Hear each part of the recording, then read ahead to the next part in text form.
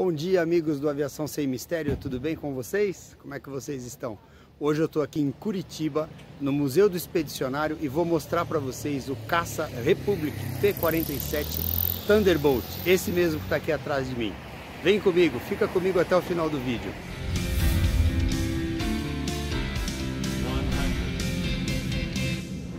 Se vocês não sabem, aqui em Curitiba tem um lugar chamado Museu do Expedicionário, que está logo atrás de mim ali.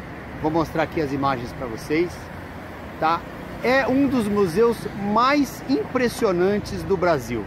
Para vocês aí que estão chegando agora no canal ou que têm menos idade do que a gente, o Brasil participou ativamente da Segunda Guerra Mundial através da formação da Força Expedicionária Brasileira, na qual 25 mil homens foram recrutados e treinados e enviados para a Itália para combater o nazismo na época da Segunda Guerra Mundial. E esse avião, o P-47 Thunderbolt, ele foi usado então pela recém-criada Força Aérea Brasileira, né, onde criou-se o primeiro grupo de aviação de caça, e esse avião, que era o mesmo utilizado pela Força Aérea Americana, foi então cedido aos brasileiros para que nós brasileiros pudéssemos participar ativamente dos combates na Itália. O símbolo desse grupamento de caça é esse aqui, ó, é o Sentapua, tá? Inclusive, meus amigos, tem um documentário espetacular chamado Sentapua, que foi produzido aqui no Brasil, a respeito desse avião. Pessoal, nós temos que entender o motivo pelo qual o Brasil participou da Segunda Guerra Mundial. Atrás de mim aqui tem um carro de combate americano, bem primitivo, daquela época.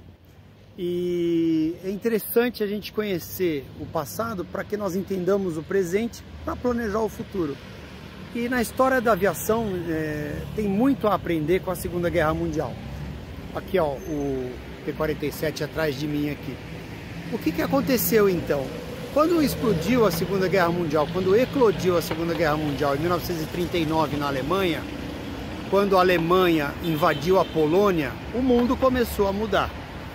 O Brasil, nós tínhamos no final dos anos 30, comecinho dos anos 40, uma boa relação comercial com a Alemanha. Nós tínhamos e temos até hoje um monte de empresas alemãs que estavam no Brasil. O presidente Getúlio Vargas, na época, não quis colocar essa relação comercial em risco, e ele tinha lá uma certa admiração pelo modelo de regime político da Alemanha, haja visto que ele já estava no poder há muito tempo, né? Que era o Estado Novo. Em 1941, 42, começou-se, depois de Pearl Harbor, em 1941, os Estados Unidos entraram efetivamente na guerra.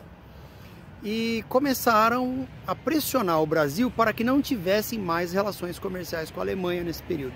Então o Brasil deixou de fornecer para a Alemanha importantes matérias-primas que a Alemanha usava no esforço de guerra. E começou a vender essa mercadoria para quem? Para ele, para os Estados Unidos, claro, que era o nosso maior aliado. Meio a contragosto do Getúlio. Getúlio não queria muito isso. Mas enfim, foi obrigado pelas circunstâncias. E com esse comércio mais intenso entre Brasil e Estados Unidos, os navios saíam daqui de Santos, de Porto Alegre, de Paranaguá, dos portos brasileiros, carregados de algodão, de soja, minério de ferro e outras coisas importantes para o esforço de guerra americano. E então o que aconteceu? Os alemães colocaram em águas brasileiras os temidos submarinos alemães, os U-Boats, e começaram a torpedear esses navios brasileiros. No começo, esses navios eram avisados pelos submarinos de que iam ser afundados, e a tripulação e passageiros eram retirados dos navios, e aí os alemães afundavam os navios. Só que depois a guerra começou a ficar mais intensa, e aí não tinha aviso prévio, meu. Aí os caras metiam a bala, torpedeava os navios, né? Inclusive ali, ó, tem um torpedo. A gente vai chegar mais perto ali, ó, tá vendo aqui ao fundo aqui, torpedo ali. E aí começou a morrer muita gente em águas brasileiras. Só para vocês terem uma ideia, em uma noite, quase 600 pessoas foram mortas no litoral de Sergipe. Então aquilo foi uma declaração de guerra ao Brasil. O Brasil formalmente aliou-se aos Estados Unidos e ingressamos na Segunda Guerra Mundial. Foi criada uma força de 25 mil homens, que é a Força Expedicionária Brasileira, FEB. Foram recrutados 25 mil homens, treinados. Foi aonde teve o pico da criação da Força Aérea Brasileira, com a adoção do primeiro grupamento de aviação de caça aqui, ó, com esse avião que vocês estão vendo aí, que é o Republic P-47 Thunderbolt. E aí nós fomos lá para a Itália. Inclusive, gente, eu tive um professor e eu queria dedicar esse vídeo que eu estou fazendo hoje aqui ao coronel do Exército Antenor Botossi, meu professor, que foi professor da minha sala de colégio. A matéria era Educação Moral e Cívica, onde por muitas noites nós ficávamos ali escutando as histórias das heróicas batalhas travadas contra os soldados alemães em solo italiano. Valeu muito a pena.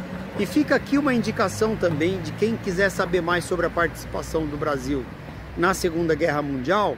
Tem um livro do João Baroni, ele mesmo, baterista dos Paralamas do Sucesso, que embalaram aí os anos 80 aí com rock nacional, super top de linha aí.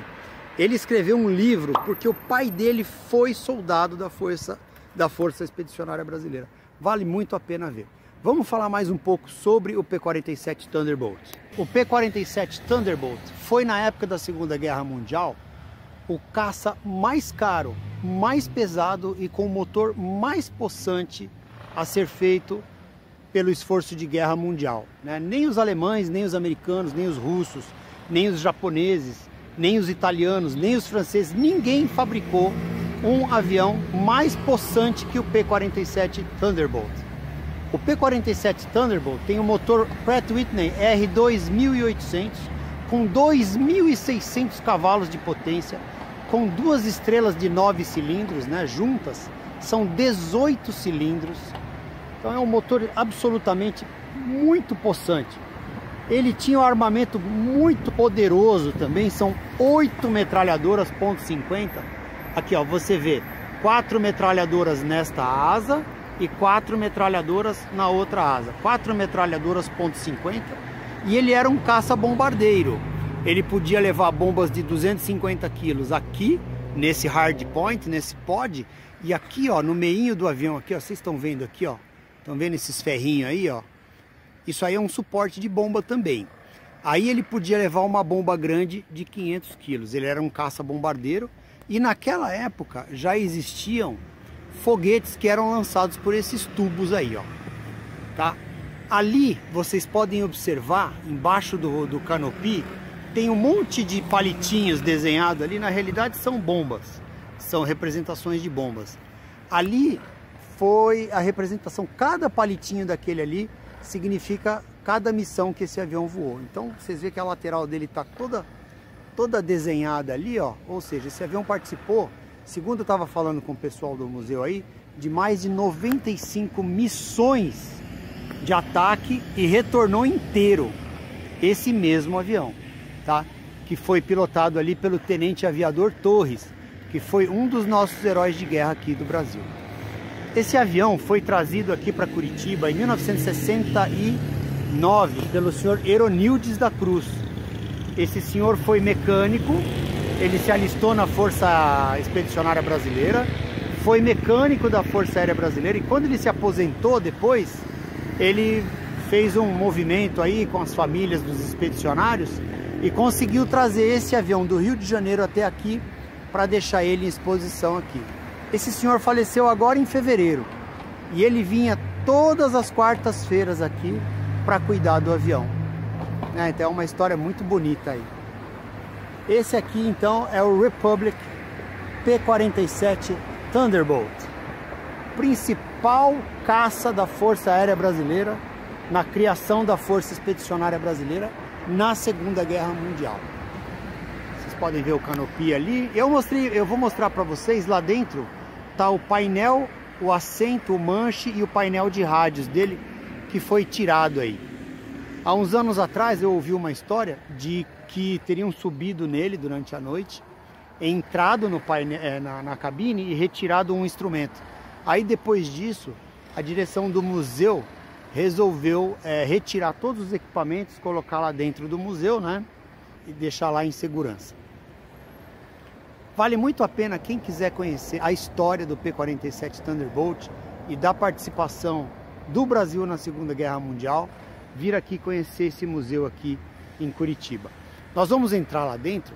O museu agora, ele está sob administração do Exército Brasileiro. Então tem algumas coisas, alguns armamentos que eles não me deixaram filmar, né? Mas muita coisa a gente vai poder filmar sim. Olha aqui, ó. Esse aqui é a frente do museu. Culturalmente, eu acho que é um dos pontos altos do nosso país, que retrata a participação do Brasil na Segunda Guerra Mundial. Vale muito a pena conhecer, viu, gente?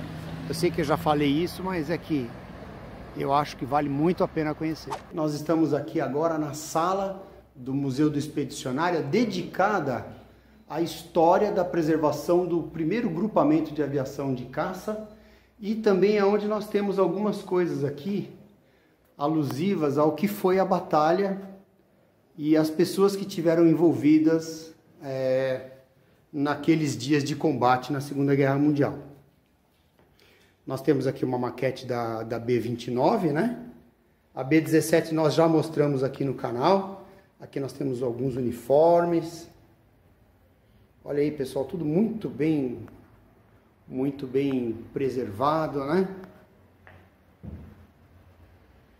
E esse aqui é o tenente aviador Nero Moura. Ele, se não me engano, foi ministro da Aeronáutica, participou ativamente da criação do Ministério da Aeronáutica e foi piloto de P-47 na Segunda Guerra Mundial. E aqui tem uma coisa muito interessante, pessoal. Tem um macacão de voo do pessoal, do piloto daquela época, né? Aqui nós temos um quadro com todos os pilotos que fizeram parte. E aqui uma coisa muito interessante. Nós temos o assento e o painel do P-47. Porque o avião está lá na praça e esse painel foi retirado e trazido para cá e colocado aqui como uma forma de melhor conservar, né? Aqui tem o manche, ó, vendo? O quadro de CBs ali do lado, painel de rádio. Olha como é que era o rádio do avião naquela época, gente. Muito diferente, né? E aqui o assento do piloto. Vale lembrar que esse assento aqui não é um assento ejetável como nós temos nos caças de hoje em dia.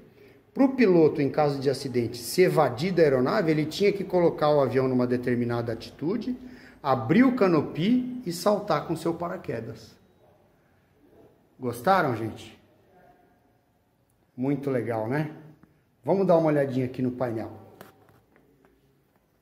Eu acho que está faltando alguns instrumentos aqui. Ó. É o horizonte artificial, que seria esse quadrado preto maior aí, que está aí, em cima do turn bank, ali ao lado do velocímetro, seria onde ficaria colocado o horizonte artificial. Infelizmente está sem.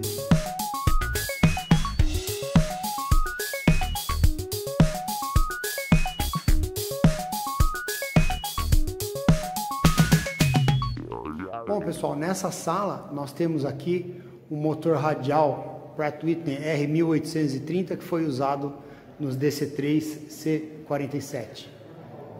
Vocês podem ver que o motor do P-47 ele é similar a esse aqui, só que o motor do P-47 é ainda maior e mais possante que o motor do DC-3C-47. Amigos do Aviação Sem Mistério, para o encerramento desse vídeo, eu gostaria de apresentar para vocês o coronel da Reserva do Exército Brasileiro, Said Zendim, diretor aqui do Museu da Força Expedicionária Brasileira em Curitiba. Coronel, gostaria que o senhor desse algumas palavras aí para o pessoal do Aviação Sem Mistério. Samir, eu agradeço muito a tua visita aqui ao nosso museu e também agradeço essa divulgação que você está fazendo do nosso trabalho. Nós temos hoje um acervo muito rico sobre a Força Expedicionária Brasileira, acredito que um dos maiores acervos do Brasil. Temos também outros museus no Brasil, né? Mas eu acredito que esse tem um acervo bastante rico, bastante completo. E aqueles que passarem por Curitiba, será um prazer recebê-los aqui no nosso Museu do Expedicionário. Tá? Um forte abraço a todos aí, muito obrigado, Samir, mais uma vez. Muito obrigado, Coronel Zendim, muito obrigado por ter recebido a Aviação Sem Mistério. Nós finalizamos aqui então o vídeo de hoje, agradecendo a todos os inscritos, pedindo a todos que não se inscreveram ainda que se inscrevam, e passando em Curitiba, venham visitar o Museu do Expedicionário. É a história do Brasil, hoje, sempre e amanhã. Obrigado.